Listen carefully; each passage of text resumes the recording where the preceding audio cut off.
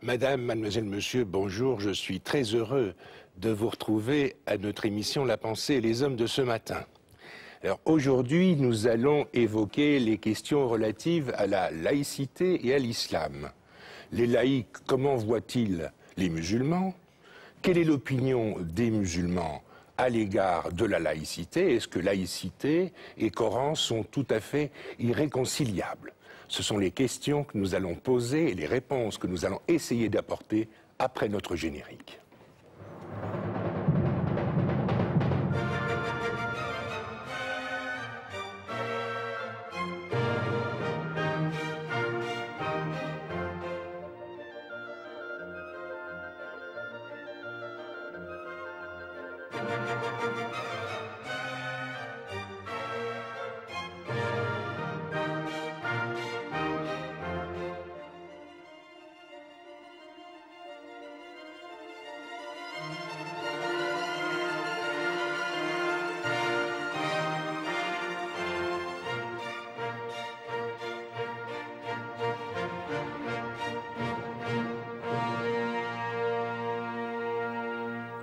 Nous avons la chance d'accueillir à notre émission d'aujourd'hui quelqu'un que vous connaissez bien, parce que vous l'avez vu à France 2. C'est un scientifique, vous êtes Khaled Bencheikh, docteur en sciences physiques, vous avez reçu une formation théologique, philosophique, mais vous présentez l'émission Islam à France 2 tous les dimanches matins, et vous avez écrit récemment un ouvrage intitulé « La laïcité au regard du Coran » qui nous a donné l'occasion de vous recevoir aujourd'hui en compagnie de Shemsi Cheref Khan, que nos amis de la pensée et les hommes connaissent bien, puisque vous êtes, Shemsi Cheref Khan, membre du conseil d'administration de la pensée et les hommes, et que vous militez pour un humanisme musulman ou pour un islam humaniste, je ne sais pas très bien comment il faut l'appeler. L'ouvrage que vous avez écrit, Khaled Bencheikh, est un ouvrage très ouvert. Il présente de l'islam une conception extrêmement ouverte qui peut-être n'est pas vue par la plupart des gens qui, en Belgique, se revendiquent de la laïcité et observent l'islam. Pour vous, le Coran accepte, au fond, la laïcité.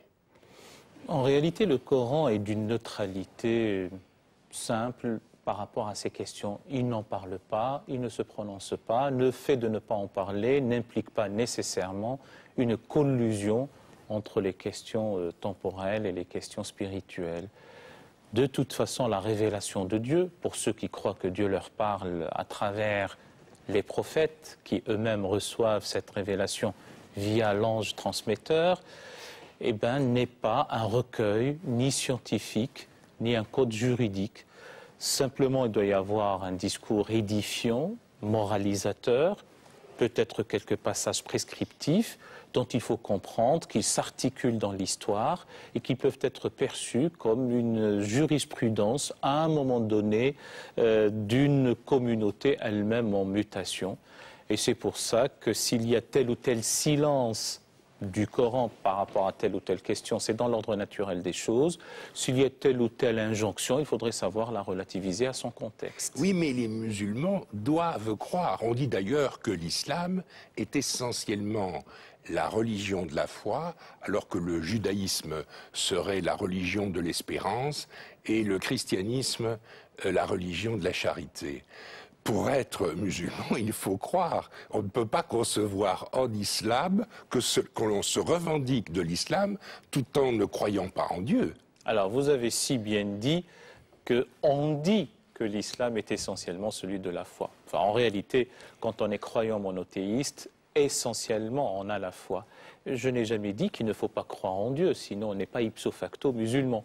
Je dis que vouloir régenter toute la vie et ériger le Coran comme une constitution de l'État moderne est quelque chose qui ne relève pas du bon sens. C'est pourtant une opinion que beaucoup de laïcs professent en Belgique et j'imagine aussi en France.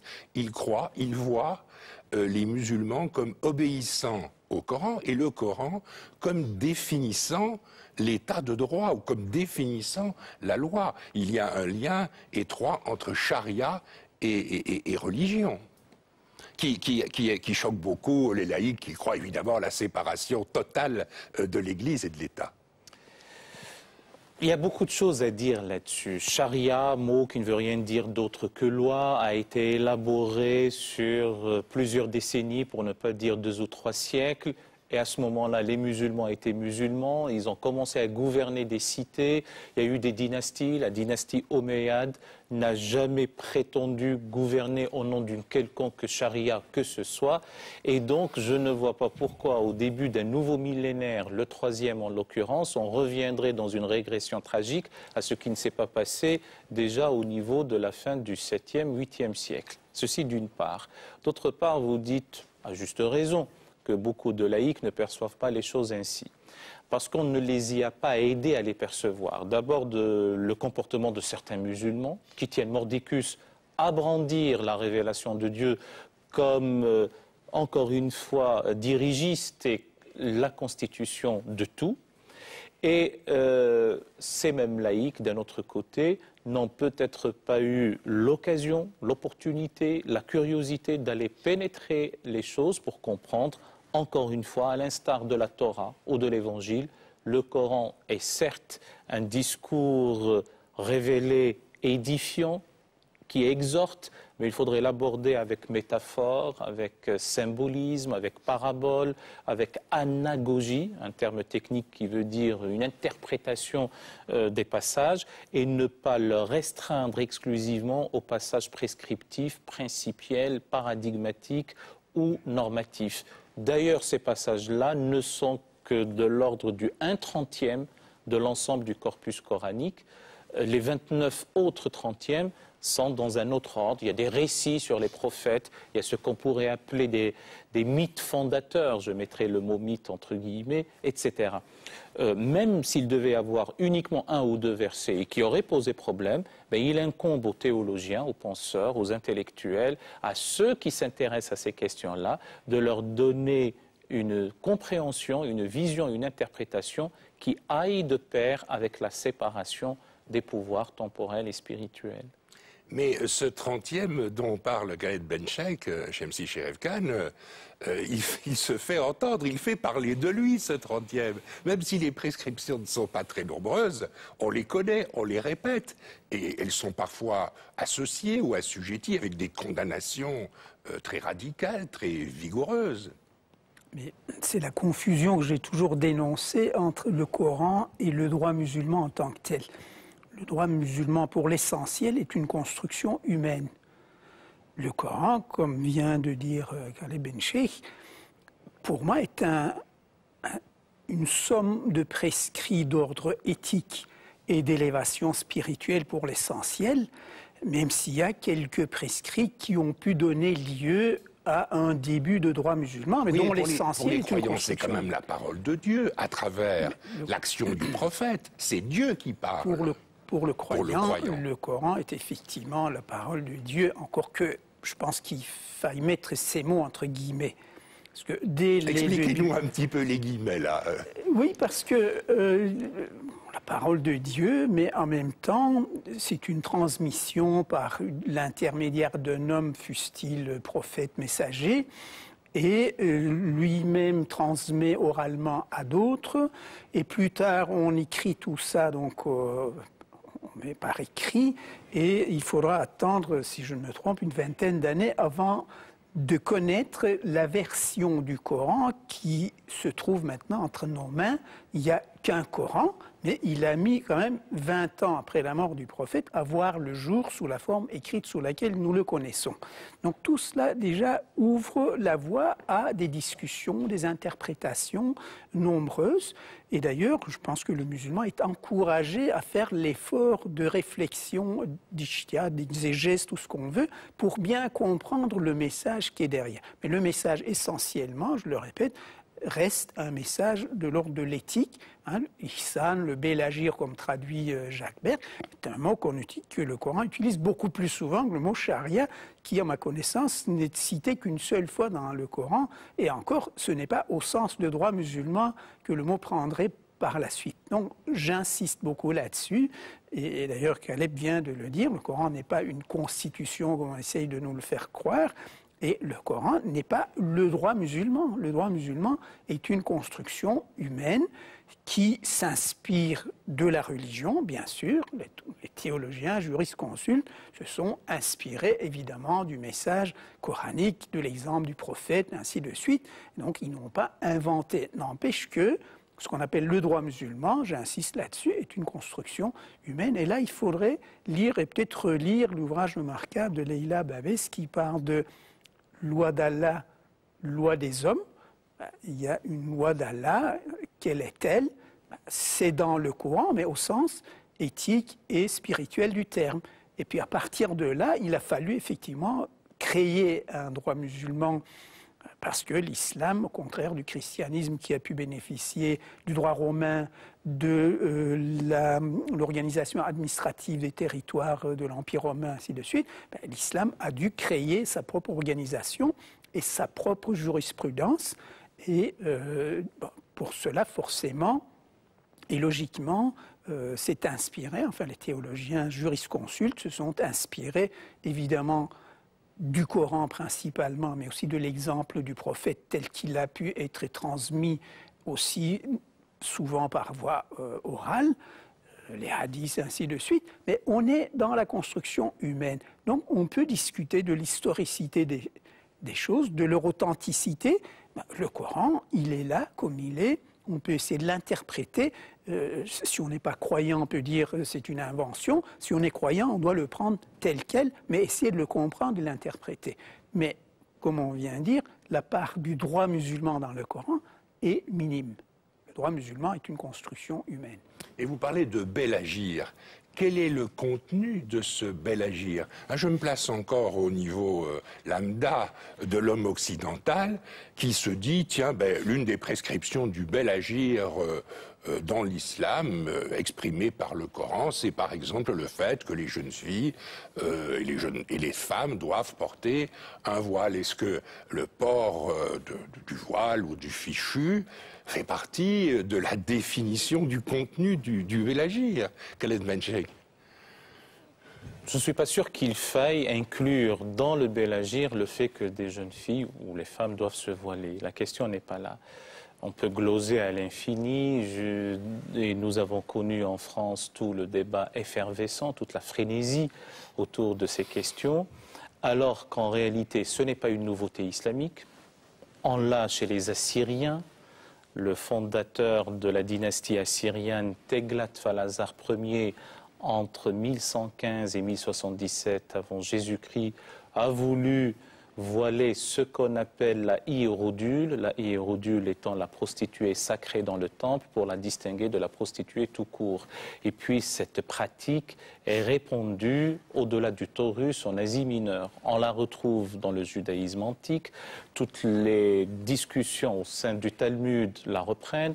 On la retrouve aussi dans l'épître aux Corinthiens, dans les écrits pauliniens. On la retrouve chez Tertullien dans le De Virginibus Velandis. Et puis elle est venue dans le Coran, dans sa seconde partie médinoise. C'est pour vous dire qu'elle n'est pas aussi essentielle que ça. Non, mais elle est appliquée. Il y a une demande d'application, je veux dire. Oui, dans une revendication politico-identitaire de la part de jeunes demoiselles, notamment celles... et je ne nie pas que des femmes majeures, délibérément, volontairement, librement, ont voulu médiatiser leur relation à Dieu et à la transcendance d'une manière générale via un tissu. Ça, j'en prends acte et je le respecte. En revanche, d'autres filles, à peine nubiles, doivent subir le diktat de la famille, le plus souvent des parents, pères ou frères. Et à mon sens, on a compromis leur scolarité alors que les injonctions coraniques quant à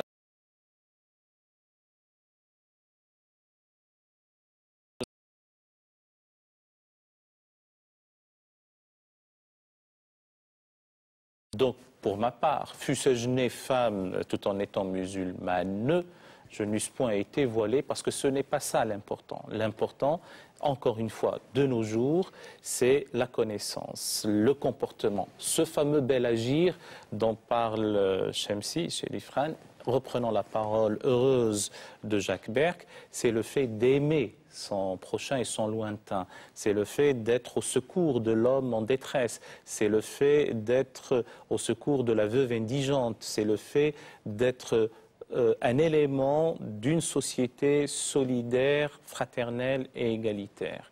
Alors vous abordez assez longuement dans votre livre la question du statut de la femme dans l'islam, parce qu'encore une fois, vision peut-être très occidentale, et vous me direz sans doute très fausse ou très faussée, il apparaît que dans la religion islamique, l'homme et la femme ne sont pas placés sur un pied d'égalité. Là aussi, si nous avions un peu plus de temps, nous aurions eu avec beaucoup plus de prolixité des points à reprendre. D'abord, cette idée qu'il y aurait les occidentaux et les musulmans, et l'opposition entre Occident et Islam est une opposition foncièrement impropre, tant au niveau conceptuel qu'au niveau historique, qu'au niveau géographique. Nous n'allons pas aborder cette question maintenant. Maintenant, y a-t-il une inégalité structurelle entre l'homme et la femme dans le Coran? Au niveau ontologique, non. Au niveau juridique, oui. Au niveau ontologique, la femme ne naît pas... Donc ce n'est pas un être qui n'a pas d'âme, comme on disait autrefois dans le christianisme. Et comme il ne m'appartient pas de dire ce qui a pu se faire ailleurs, moi, s'il devait y avoir une parabole évangélique à laquelle je tiendrais le plus, c'est celle de la poutre et de la paille. C'est lorsque nous assainissons la situation ab intra, de l'intérieur, que nous pourrions rentrer dans une relation de dialogue, un dialogue serein, objectif, respectueux, exigeant. Et l'exigence, je l'entends d'abord vis-à-vis de soi. Donc vous disiez pas de différence ontologique, mais quand même une différence de caractère juridique. Oui. Ontologiquement, l'homme et la femme procèdent tous les deux, eux deux, également au sens d'un adverbe circonstanciel qui dirait simultanément et concomitamment d'une même âme unique. Adorez votre Seigneur qui vous a créé d'une même âme unique et qui a instauré entre vous amour et miséricorde. Ou encore, il est de ces signes d'avoir créé de vous-même vos pères et il a instauré entre vous amour et miséricorde. On peut décliner tous les passages coraniques qui insistent sur cette égalité foncière, ontologique, fondamentale entre l'homme et la femme, du point de vue de la dignité humaine. Pourtant, ce sont les hommes que l'on voit participer au culte dans les mosquées, et pas les femmes. Oui, mais autour de la Kaaba, au moment du pèlerinage, il y a davantage de femmes que d'hommes ensemble. Là aussi, il faudrait revoir ça. Mais la question n'est pas de donner argument contre argument.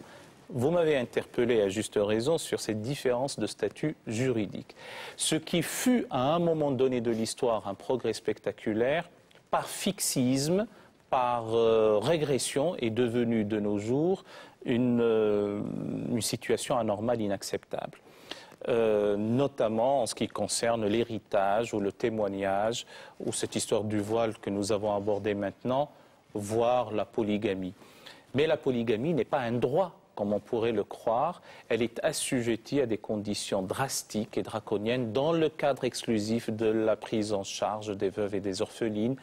Par exemple, le témoignage, au moment où la femme ne témoignait pas, le fait de lui avoir accordé, dans le cas exclusif, des négociations de contrats entre commerçants, avoir 2 femmes pour un homme, c'était un progrès spectaculaire, mais ce n'est que pour celui-là. Si on se pose la question sur les femmes qui ne votaient pas ou qui ne témoignaient pas dans les jurys d'assises jusqu'en 1945, par exemple en France, Marie Curie, prix Nobel 2 fois, ne votait pas, ça donne une idée des différences et des avancées somme toute récentes dans cette région du monde et notamment chez nous en France.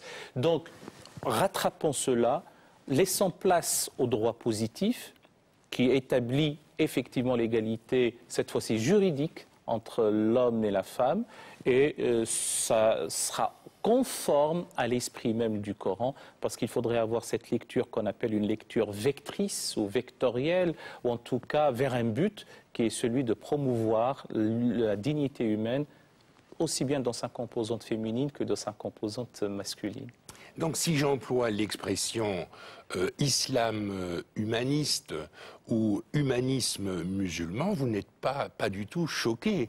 Ou laïcité musulmane, vous ne seriez pas choqué si j'inaugurais devant vous l'utilisation de ce type d'expression. Alors mon cher ami, je ne serais pas choqué, bien sûr, simplement je ne suis pas sûr qu'il faille avoir ces épithètes. Moi je suis étonné de ne pas affubler judaïsme ou christianisme d'adjectifs type modéré, humaniste, ouvert, et on éprouve le besoin de l'ajouter uniquement à l'islam.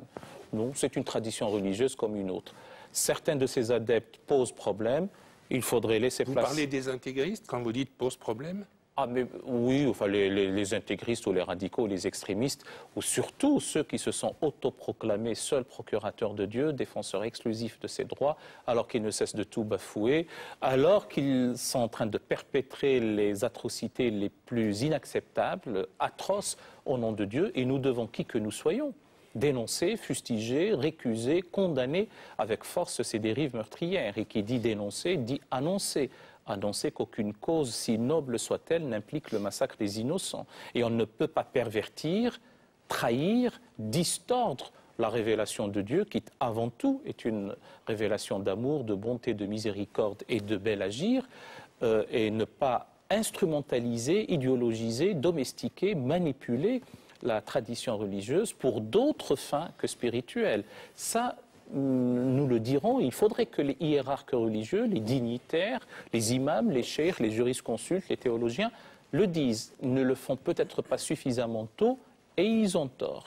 Maintenant, considérer que l'ensemble des musulmans ou l'ensemble de la tradition islamique, avec tout son passé d'humanisme, avec tous ses apports au corpus du savoir universel, doit être balayé, ce n'est pas sérieux, ce n'est pas bon, c'est une vision mutilée de l'histoire et elle-même mutilante.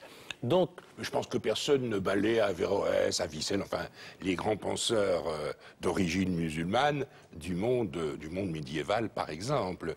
Vous êtes un lettré, vous le savez, mais nos concitoyens, eu égard à la faillite du système scolaire, ne le disent pas dans les manuels scolaires, on ne le retrouve pas. Entre Ptolémée et Tycho Brahe, il n'y a pas eu d'astronomie pour nos concitoyens. Entre Galien et Hippocrate, jusqu'à l'école de Salerne, il n'y a pas eu de médecine. Oui. Entre les présocratiques et Héraclite jusqu'à Sartre, il y a un boulevard, mais qui ne laisse pas place à Al-Farabi, Al-Kindi, Avenpas, Razès, et vous-même avez cité Avicenne et Averroès. Donc c'est de cela dont il s'agit, et c'est ce qu'il faut peut-être, même sûrement, réactualiser pour une vision ensemble d'une civilisation euro-méditerranéenne, judéo-islamo-chrétienne, abrahamique, gréco-romaine au niveau culturel et intellectuel. Gréco-arabe, oui. Je vais employer une expression que l'on comprend bien en Belgique, que vous comprenez certainement en France, mais par rapport à la situation de l'émergence de la réforme du protestantisme. Est-ce que l'on peut regarder le Coran en chaussant les lunettes du libre examen? Est-ce que c'est possible? Ça l'a été à un moment donné de l'histoire, ça le sera quand l'école des Mu'tazilites, notamment durant la charnière 8e, 9e siècle, s'est attaquée à ces questions-là. Bon, à ce moment, on trouvait naturel de discuter même de l'origine du Coran, de son statut, de sa visée. Et puis suite à ce que je dénonce comme une régression tragique, on en est à être frileux, à condamner même ceux qui osent poser ce genre de questions. Ceci est anormal, c'est inacceptable. Vous avez posé une question tout à l'heure à Shemsi Sherifran sur mais c'est tout de même la parole de Dieu. Oui, la parole de Dieu, elle s'inscrit entre deux recueils et elle s'articule dans l'histoire. Elle est comprise selon l'entendement des hommes. Si le Coran était révélé en Flandre, on aurait eu des descriptions du paradis ou de l'enfer conformes au triptyque de Jérôme Bosch, ou des descriptions du jour du jugement dernier conformes au polyptyque de Roger van der Weyden. Ben, il se trouve que c'est en Arabie au 7e siècle, donc ça tient compte des schèmes mentaux, de la psyché du peuple récipiendaire. Ce n'est pas nouveau ce que je raconte, ce sont des maîtres andalous, notamment quelqu'un du nom de Chatibi, mort en 1389, qui a dit des choses comme ça. Eh bien, maintenant armé, si je puis dire, de la sémiotique, de la philologie, de la grammaire, de l'historiographie, de toute autre, de l'herméneutique, de l'exégèse moderne et des sciences humaines et des sciences de la culture, on peut soumettre le texte révélé à cette étude-là. Le Coran lui-même nous enjoint de le faire. Ma dernière question, mais elle sera pour Shemsi Cherif Khan. La description que nous donne Khaled Benchek est extraordinaire. C'est le paradis terrestre. Qu'est-ce que vous en pensez? Vous avez très peu de temps pour répondre. Mais je voudrais revenir au titre de l'émission, le Coran et l'état de droit. Ça veut dire très clairement qu'il y a une lecture du Coran à faire en ce début du XXIe siècle, et sans perdre de vue que nous avons la chance de vivre dans un état de droit et qu'il faut mettre de côté le droit musulman ou n'importe quel droit d'inspiration religieuse. Et la chance des musulmans de notre pays est justement de pouvoir lire le Coran en oubliant ces autres aspects-là. Eh bien voilà, nous sommes arrivés à la fin de notre émission. On n'a pas épuisé tous les sujets, mais je voudrais vous remercier d'être venu de Paris, Khaled Benchek, pour présenter votre réflexion. Et je rappelle aussi que vous avez écrit un livre intitulé « La laïcité au regard du Coran », ouvrage publié à Paris aux presses de la Renaissance. Et je remercie mon ami Shemsi Cherif Khan d'avoir participé avec moi à votre interview. Merci beaucoup. Madame, mademoiselle, monsieur, merci beaucoup. À très bientôt.